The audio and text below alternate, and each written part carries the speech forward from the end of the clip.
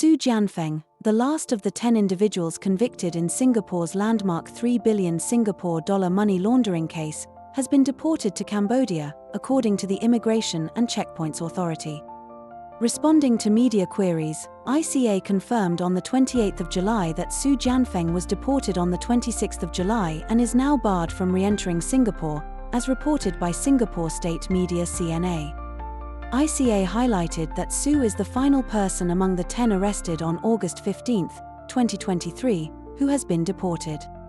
All 10 were convicted and sentenced for money laundering and other offences.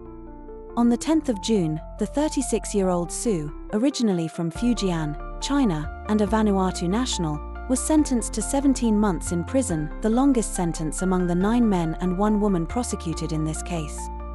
The case involved illegal proceeds from Southeast Asian gambling centres aimed at Chinese punters, which were converted into luxury goods and properties in Singapore's most expensive neighbourhoods. Su pleaded guilty to 1 count of money laundering under the Corruption, Drug Trafficking, and Other Serious Crimes Act, as well as 1 count of forgery.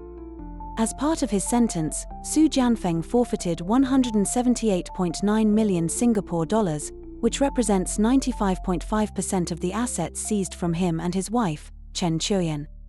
Authorities had seized approximately 187 million Singapore dollars in total assets, including cash, real estate, cryptocurrency, and vehicles.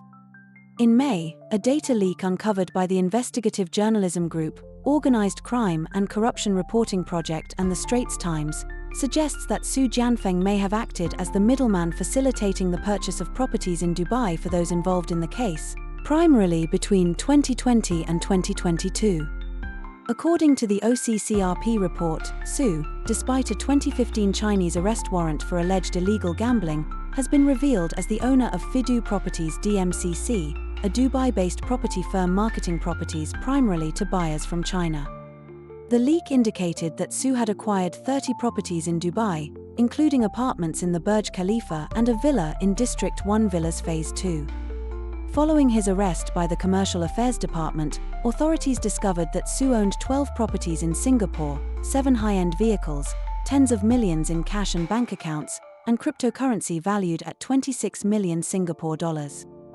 8 individuals convicted in the $3 billion Singapore dollar money laundering case, including Su Jianfeng, were deported from Singapore to Cambodia.